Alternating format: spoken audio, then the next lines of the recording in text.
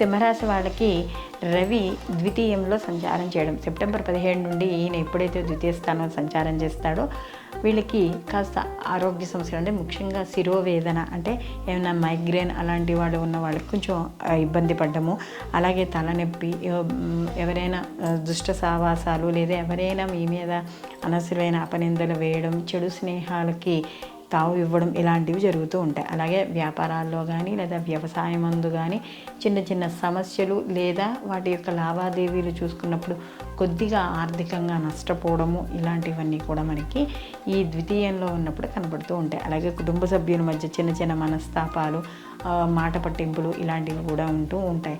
కాబట్టి ఈ సెప్టెంబర్ మాసంలో రవి ఏదైతే మార్పు చెందుతున్నాడో ఈ మార్పు చెందే సమయంలో వీళ్ళు తప్పనిసరిగా సూర్యుడికి సంబంధించిన ఆరాధన, సూర్య నమస్కారాలు కానీ లేకపోతే ఆదిత్య పారాయణ కానీ, సూర్య స్తోత్రాలు కానీ, నవగ్రహ ప్రదక్షిణలు కానీ చేయడం ద్వారా మరిన్ని మంచి ఫలితాలు పొందడం అనేది జరుగుతుంది.